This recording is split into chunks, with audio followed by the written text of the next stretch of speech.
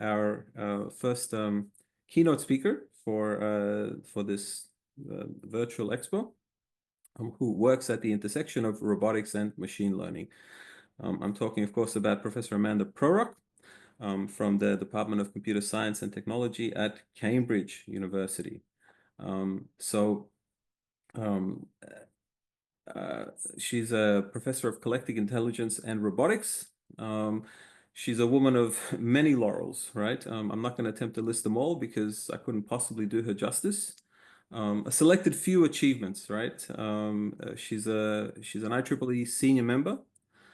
She's a recipient of an Amazon Research Award.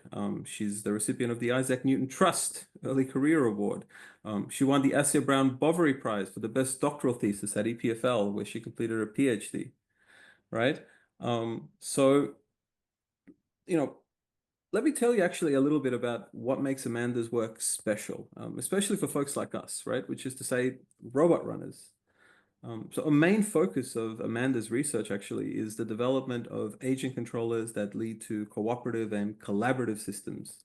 In particular, she tackles these topics from several different perspectives, including machine learning and optimization, and often with a focus towards online decision-making, right? Which, as I said just a minute ago, it's really important for robotics applications. One especially interesting part of her work is the development of so-called sim-to-real methods, right? So approaches that help to transfer insights developed in simulation to real-world systems. With that, what I might do is I might stop my screen share, and I'm going to invite Amanda to share her screen, and we'll hear from her.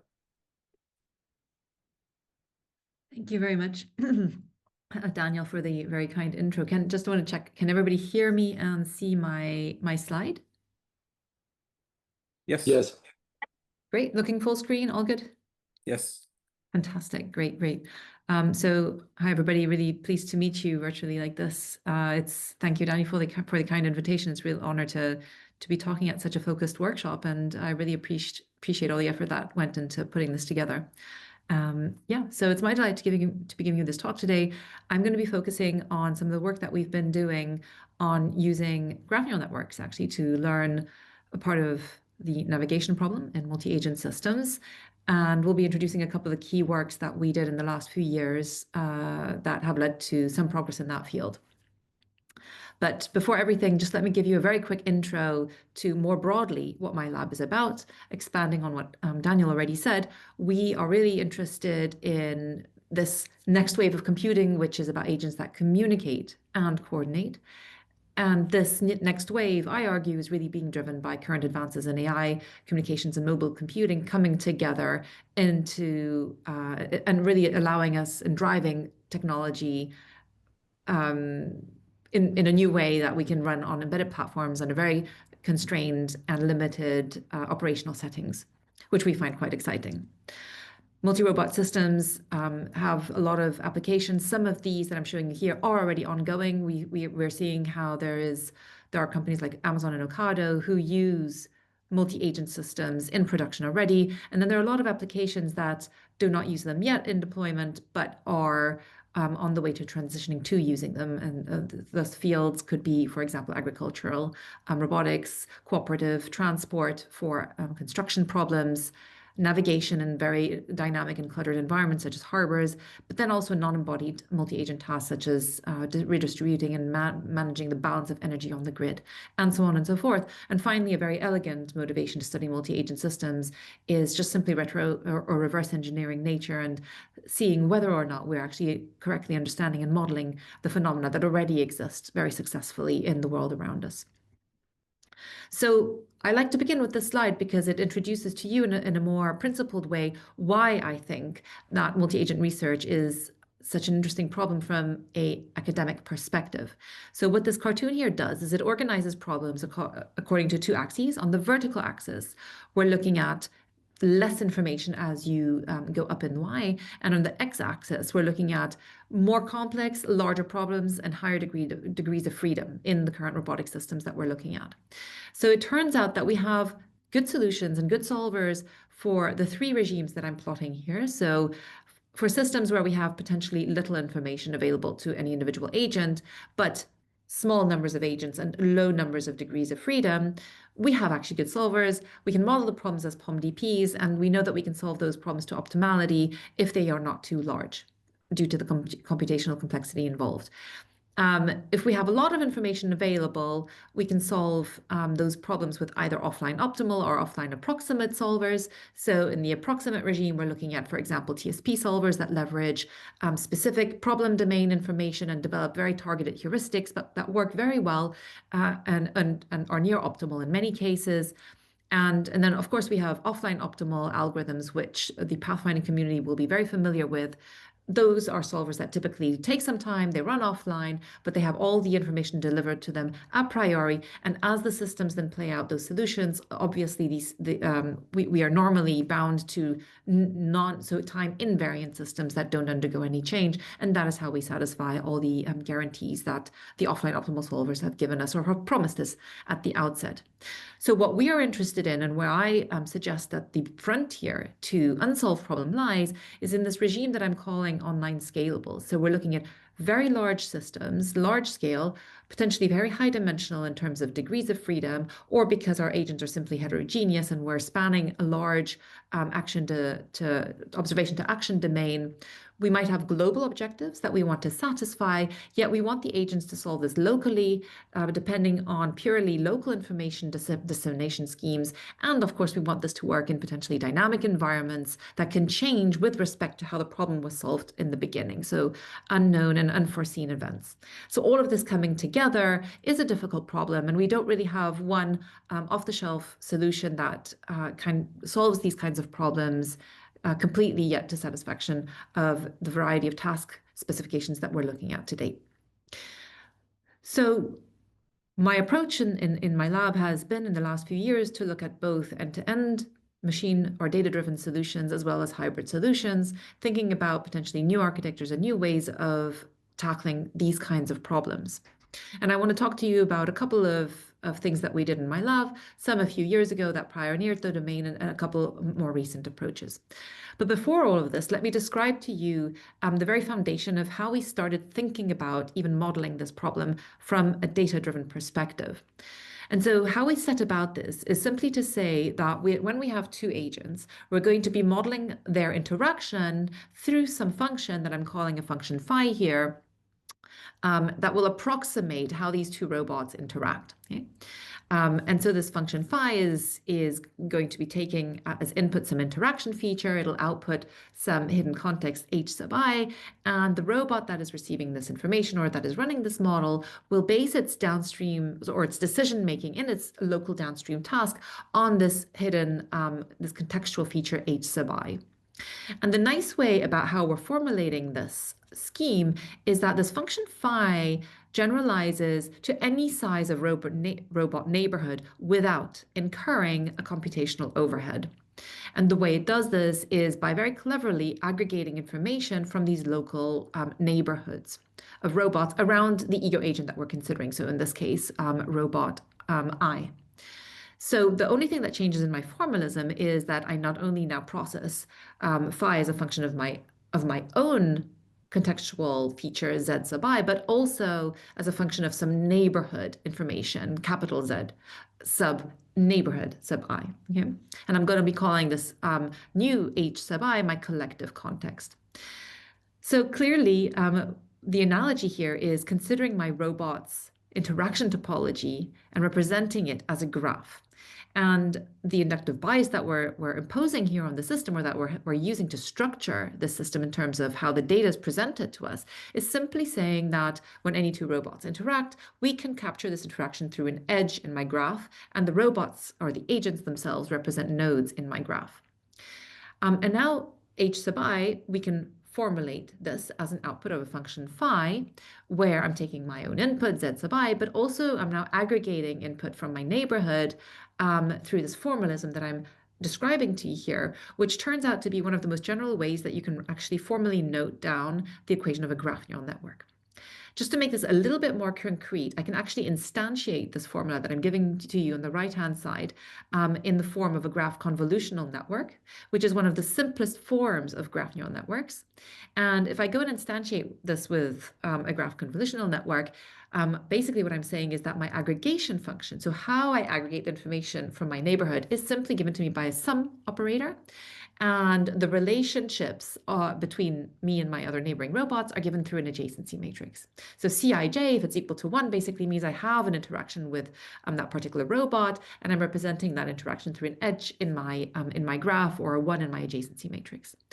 And it turns out that given these two assumptions, I can now very nicely write this whole formalism down in matrix form. And what you're seeing on the right-hand side is simply a nonlinearity applied to a sum over different communication hops, where A inside of this parenthesis is my adjacency matrix, Z are my features, and W are the weights that I'm now learning that represent how the robots or the agents in the system are interacting with each other. So W is, and now I'm now explicitly exposing the parameters that I'm learning when I train my systems using a graph neural network as the inductive bias to organize the information that I'm receiving in any data. Right, so that's that. This is the workhorse. This is a crash course to graph neural networks and how we use them in my work. And I just want to highlight how we can use graph neural networks not only to model the interactions, but also to actually synthesize interactions. And what I mean by that is we can synthesize these features that, or this piece of information that is being passed across the edges in my interaction topology. And in other words, what I simply mean by that is we can actually synthesize the communication that robots receive from each other to influence their respective actions. And so how we do that is simply by saying, well, I have a policy pi here that is simply conditioned on this neighborhood observation. And this function pi now is simply being parameterized through the weights that are being learned in my graph neural network. And you see the same notation popping up here. So my function phi is simply then joined with this local observation, this local function f that can pre-process any local information. And viewing this from agent I's perspective, my downstream policy conditioned on my local observation as well as on the observations of any agents around me, that is now going to be the piece of information that is going to influence how I act or interact in these given environments. Okay, so now we've seen how we use graph neural networks to model interaction in multi-agent systems in a scalable way, and I can use that very same formalism to synthesize communication so that agents can influence their actions with respect to what they're seeing locally in larger systems. And I have intuited to it before. When I showed you the original formalism, there are communication hops in these systems. So the larger my communication range is, the more communication hops I consider, the more information I'm pulling in from my multi-agent system across wider scales.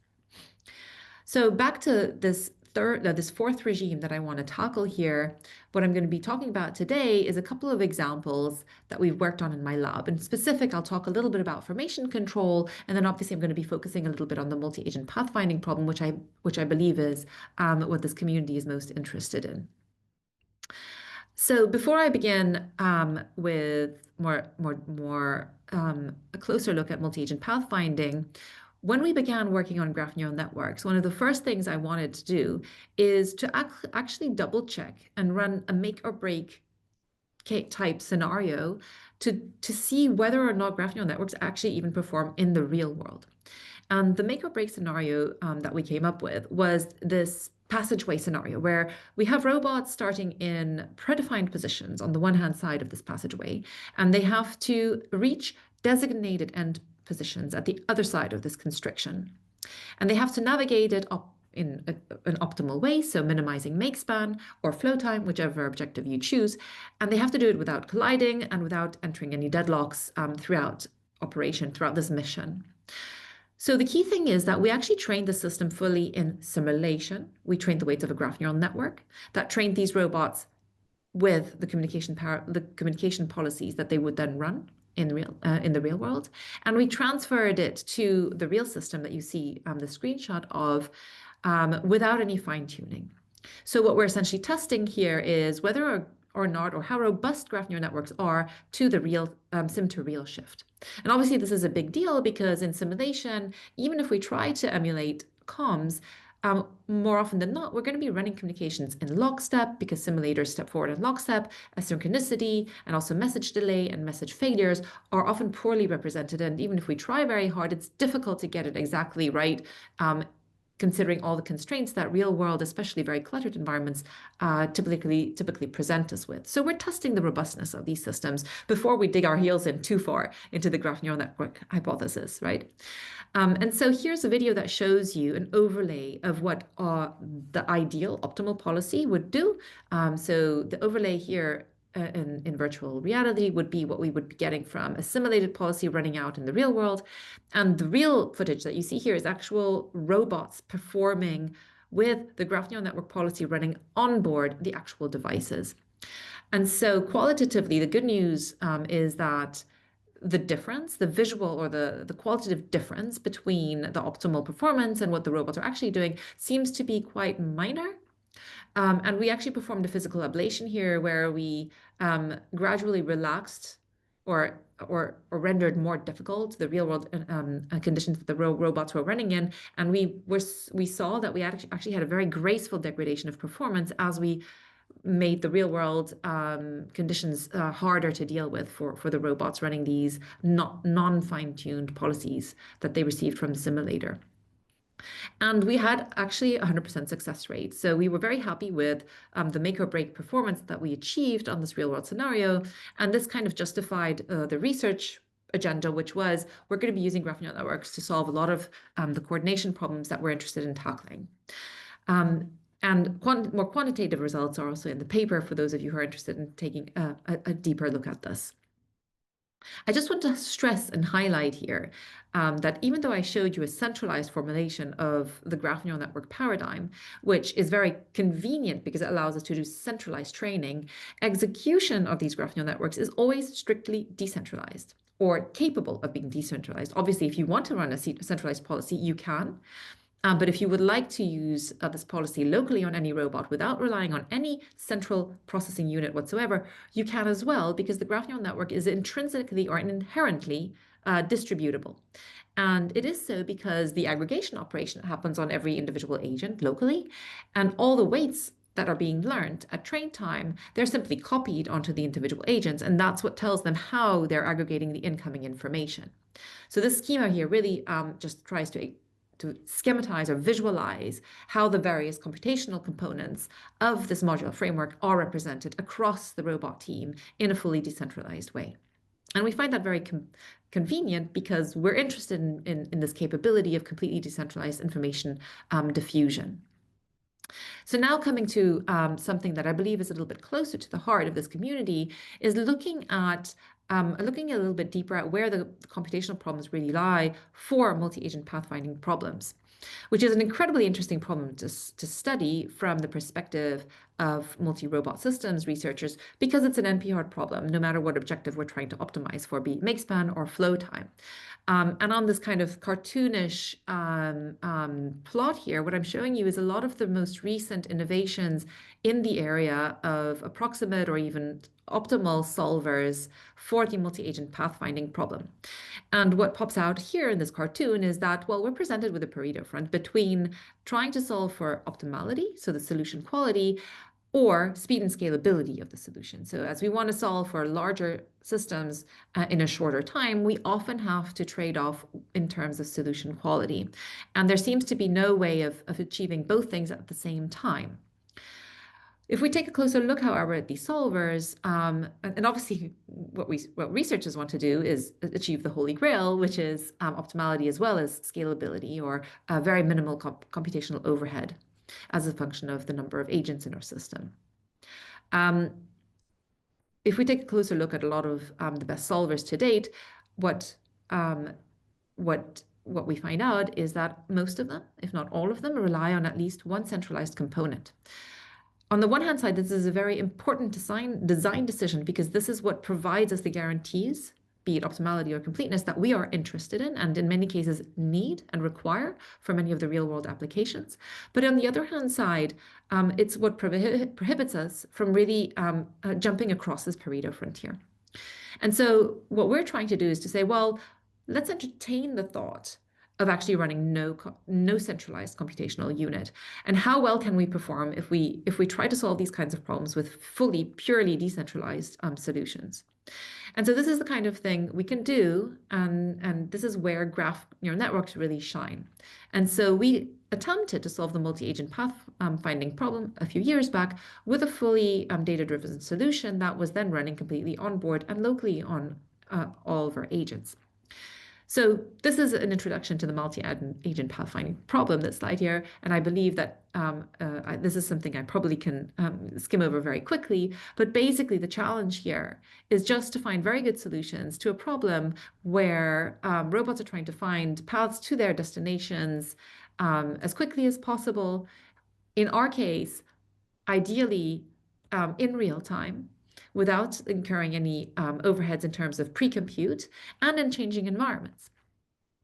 So what do we need in order to do that? Well, we decided we would tackle this with a data-driven approach where we thought, well, we're going to see how far we get by simply using an imitation learning paradigm and copying solvers that we already know are optimal. So the initial foray into this domain was to think about, okay, what is the best possible architecture that we can come up with that would allow us to run these policies in a decentralized manner without requiring any global information whatsoever.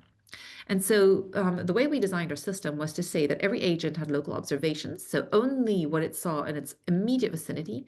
The agents did not have absolute positioning, and that they did not have absolute positioning of their goal locations either. All they ever received at any given point in time was what they saw from a bird's eye perspective in their immediate neighborhood, as well as a directionality to the goal position that they had to ultimately reach. We pre-process that information with a CNN. That feature is then passed to our GNN, and the output of the GNN is then ingested by a downstream action, an action head, which outputs the final decision that the robot has to make. And in the first instance, we considered discrete actions, so up, down, left, or right, or weight. And we used a discrete loss to optimize the system, given the discrete action space, so cross-entropy loss, within this imitation learning paradigm that I described to you before. The data itself, we produced using an optimal solver. At the time, we were using CBS. And then we just simply trained the system, given this architecture, on a relatively large data set of several tens of thousands of examples. The result of this was the following. So you can see our solution in the middle movie here, where we see we're focusing on one particular agent and on its communication neighborhood. So the information that it's ingesting and using in its downstream decision making is coming in from a two-hop neighborhood. So the first hop is in orange and the second hop is in yellow, and it's basing all of its decision purely on information that it's aggregating from this two-hop neighborhood. On the left-hand side, you see a playback of the optimal solution computed to us by CBS. So all of this was computed a priori because CBS will basically take in the full problem statement and compute the path plans for all of the agents. Whereas in the middle, we have an online decision-making paradigm. And on the right-hand side, you can see how this kind of online decision-make alternative can also perform in very, very, very large systems where lots of agents are trying to do the same thing in large environments that are relatively cluttered. So obviously, this is a qualitative representation of our solution. Qualitatively, we can see how our solutions completes at roughly the same time as an optimal one does, and it does so without getting stuck. Quantitatively, how did we perform? We performed very well. On the left-hand side, you can see how as we increase communication hops, we are almost at 100% of the optimality, or at 100% of success compared to, well, basically we're at 100% success, meaning all of our agents achieve their task.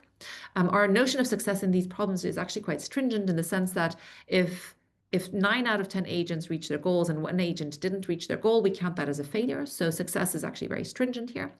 And on the right-hand side, we can see how we're comparing flow time performance with respect to optimal solvers as well as other benchmarks.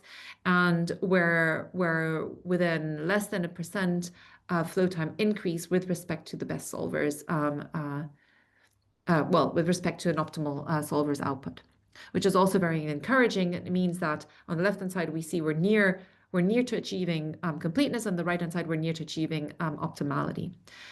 So clearly, what's missing here is completeness and optimality, and the guarantees for those two aspects, which is very important.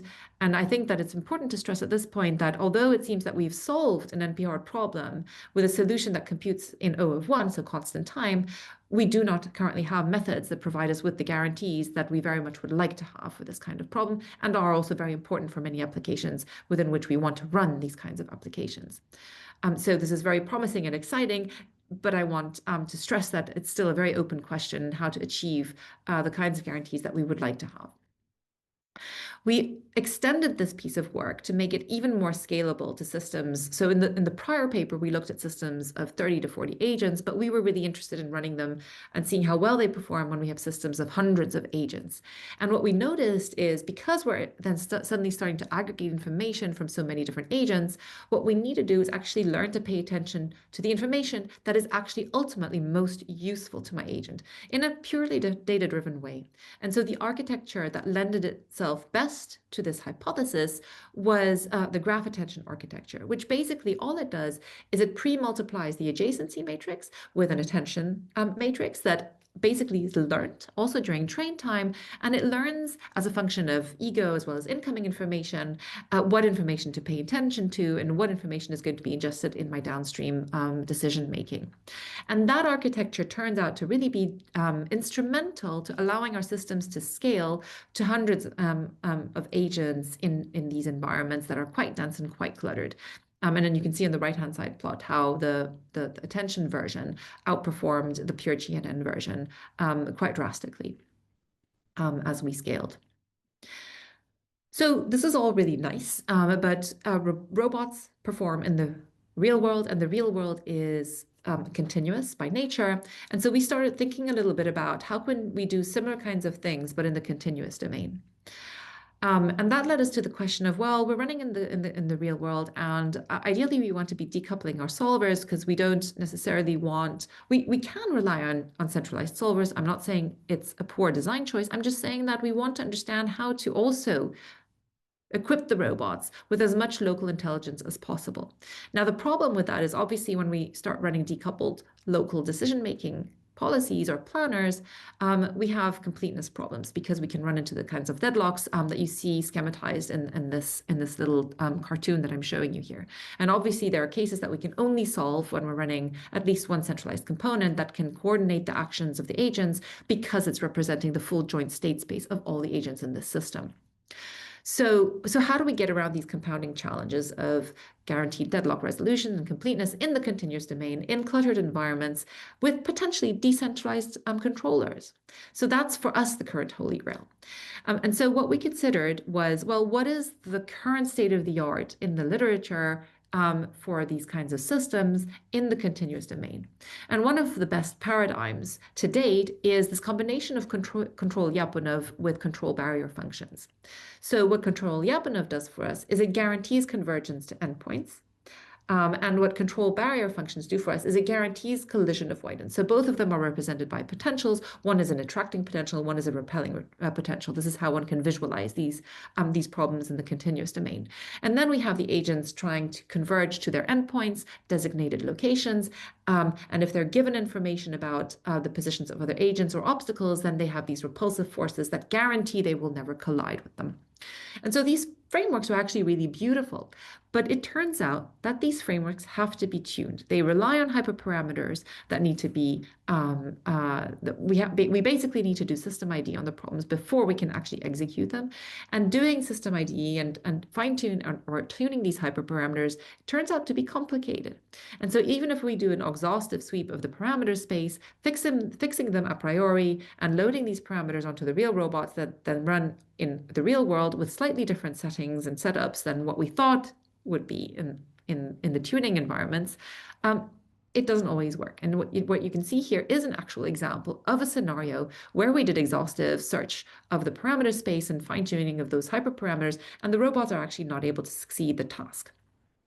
So we decided we would take a closer look at the actual formalism of the system to understand what's going on under the hood. Not going into too much detail here, but basically what we're trying to do in these systems is we first start by modeling the system as holonomic platforms, single integrator dynamics. And what we want to do is basically minimize control effort.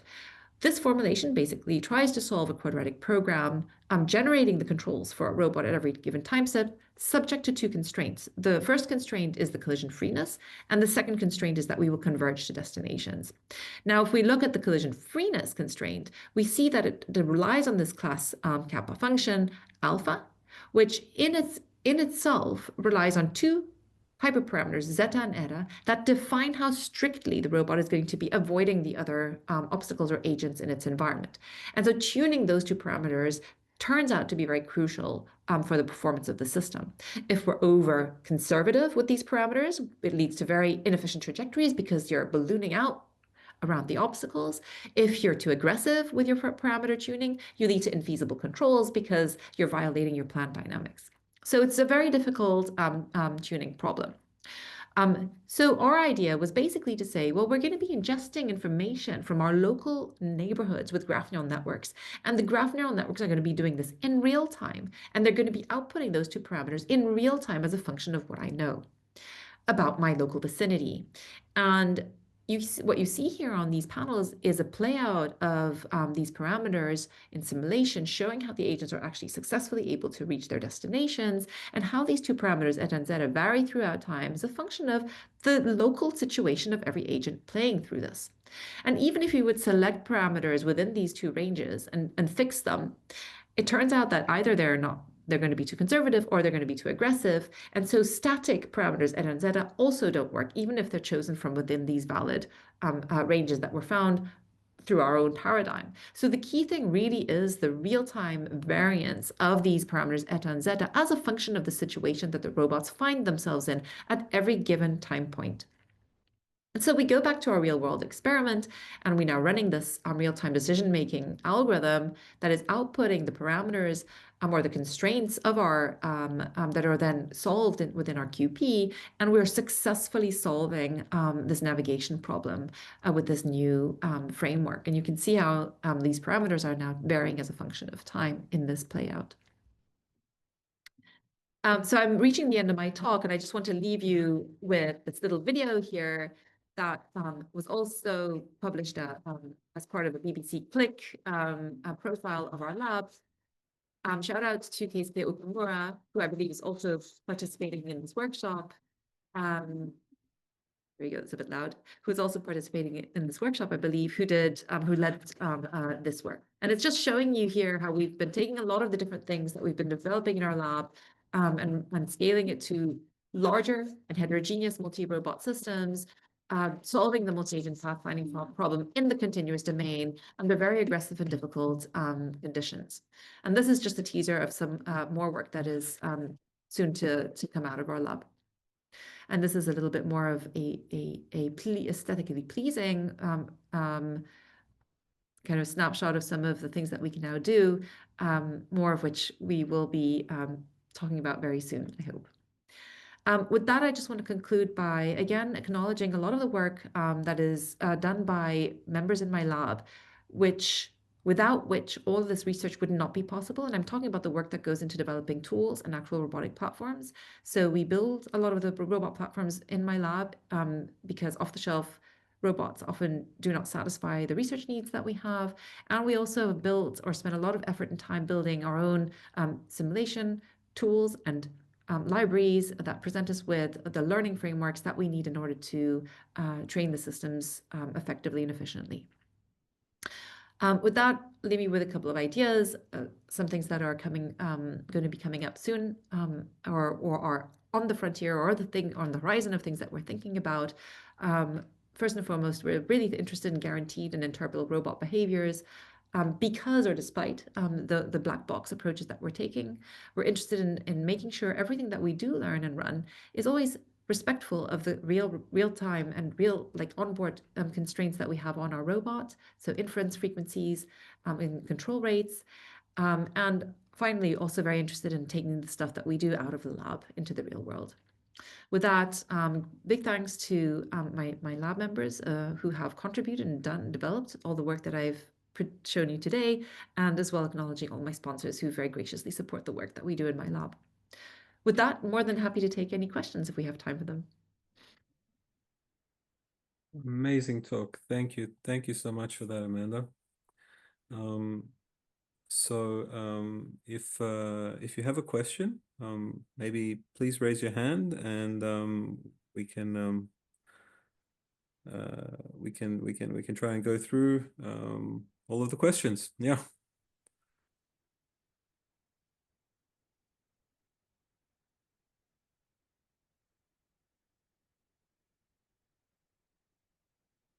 So I don't see any hands up yet. Maybe while people are thinking of questions.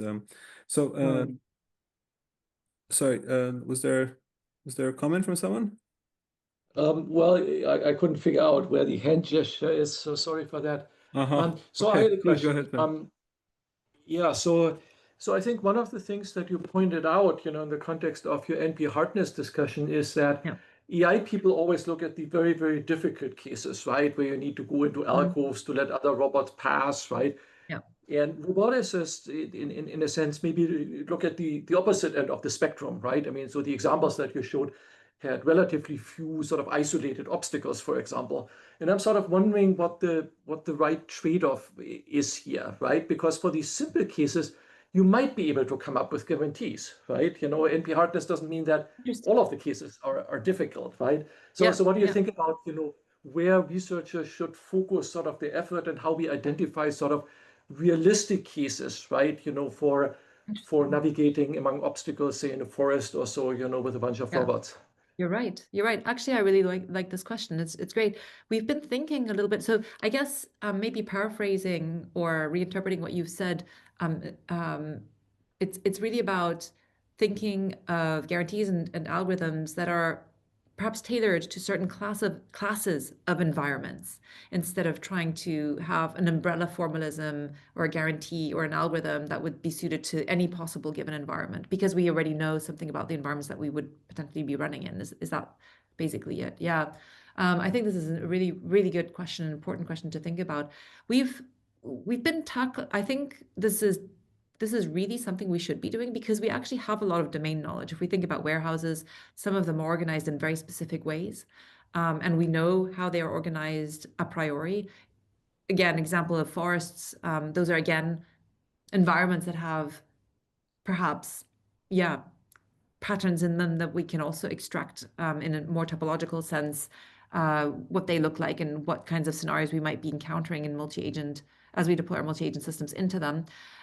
We've actually been thinking about the environment in a very specific way in my lab, and we've been thinking about, when we have a given algorithm or a given robot policy, what does the algorithm have to look like? What does the environment have to look like so that our policies actually perform their best? I guess a part of the community would actually call this a co-design way of framing the problem, or a co-optimization way of framing the problem. And maybe this is also a principled way that we could tackle your question. So thinking about, okay, I have an agent or a certain guarantee that I can potentially produce. These are my constraints from the algorithmic point of view. Now, how do I optimize over certain environment parameters so that these guarantees don't break?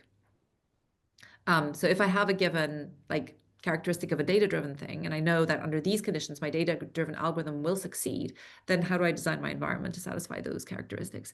And I think that's a really good way of thinking about it. Yeah.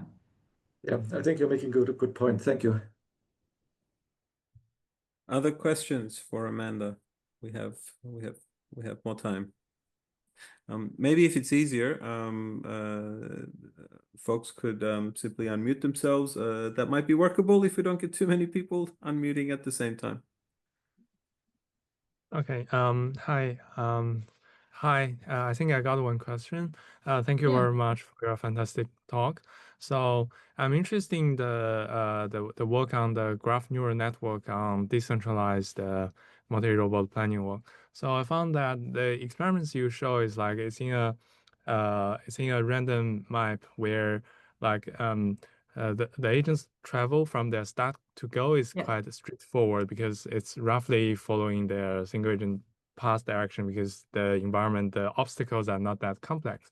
So my question is like, when moving to a more complex environment where your goal location is not on your straightforward like shortest distance direction, and does that method still could capture and work pretty well in that environment, or do you think you need another layer of like higher level guidance on top of that? Because I can see that your the current method is could really well coordinate robots if they can see each other and around each other. Yeah. Yeah. Well, I think that we've done quite a bit of work in more complicated environments. I perhaps did not show the most complicated ones here, but perhaps what I can, like, the intuition that I want to leave you with here is the following. What actually happens when you're using a graph neural network as you increase the communication hops is you're aggregating information from agents that are potentially farther and farther away. So essentially what you're doing is you're reconstructing an approximation of your global state. And as you're reconstructing this approximation of your global state, you are implicitly learning an internal map that, or I mean, you're learning an internal map, right? That hopefully will be able to plan a path according to whatever optimality metric your expert algorithm, or if you're using imitation learning, is also planning according to, right? So there's nothing in the framework that would prevent you from solving this problem for very complicated environments. The most important thing is that your planning or your decision making is going to be conditioned on whatever information that you're aggregating. And the richer that information is, the better the conditioning, the better the downstream decision making is going to be. Thank you very much. Other questions for Amanda?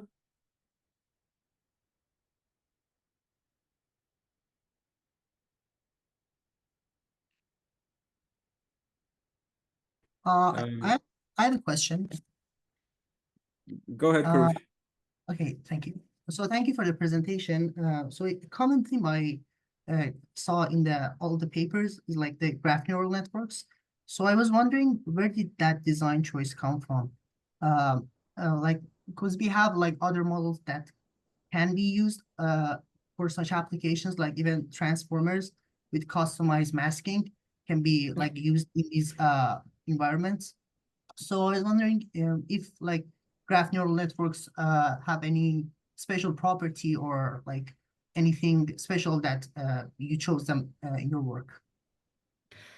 So yeah, that's an interesting question. So if we think about it, graph neural networks are actually a generalization of transformers, because transformers are basically graph neural networks, but they impose a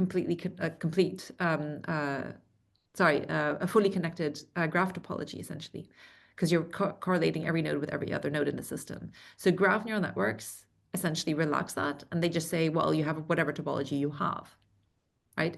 So that's the first thing. The second thing is that, well, transformers come with a substantial computational overhead. So if you don't necessarily need the fully connected graph, then why use it? And the intuition in our case is, well, we don't, because we want the robots to interact according to some predefined interaction like mechanism.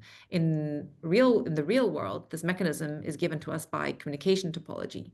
So we're only communicating with agents with which we have communication links. So that is our current like heuristic, if you will. We use in many cases we use the distance-based metric. One could argue that that's not realistic. You can complexify that as much as you will, but the interaction topology is given to us by who can talk to whom at what point in time.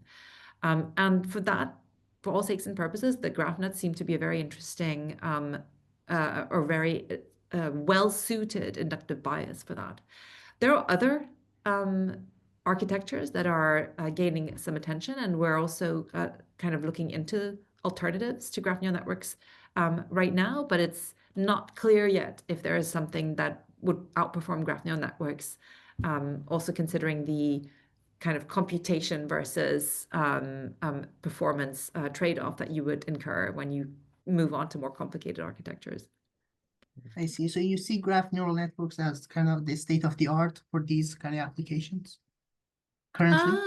Yeah, I think maybe right now I don't. It's possible this will change in the next 2-3 years, and I have a couple of architectures in mind that might overtake them and surpass them. But right now, I think that they're a very well-suited architecture that they're efficient and effective to train because the interaction topology is very well defined and straightforward, and there are a lot of existing tools that facilitate the training of these things in a very robust way. So I think it will take another few years before anything else really outperforms graph neural networks for these kind of multi-agent problems. I see. Thank you very much. Yeah. We might take one more question. I see Rivers has their hand up. Rivers, go ahead. Thank you, Professor. I have a question that do you think it's possible to use learning-based method to have some kind of performance go beyond the for example, some expert method. Say, for example, for the large scale problem, we cannot have the most optimal one, but we still want a performance that better than the currently search-based method. So my question is because they're in like AlphaGo, we have actually used learning-based method to boost the performance of search-based ones. Yeah. Yeah, I think what you're asking about is hybrid mechanisms. So combining search with potential local components that are data driven. And yes, I definitely think that's a very interesting way to proceed. There are papers doing this already. I think this is not an unexplored approach. Yeah, I think that's all I can say. Even we have done a couple of we have done a work. I mean, very specifically, we have done a work on actual TSP with a hybrid approach, where we replaced local heuristics with data-driven ones, and we showed that we actually are performing on par with some of the best TSP solvers. So I definitely think that is a very promising direction to go, and especially because we're replacing heuristics with heuristics, and we're maintaining, within a hybrid structure, we're still maintaining the guarantees that you get through the hybrid structure, through the overarching framework and skeleton.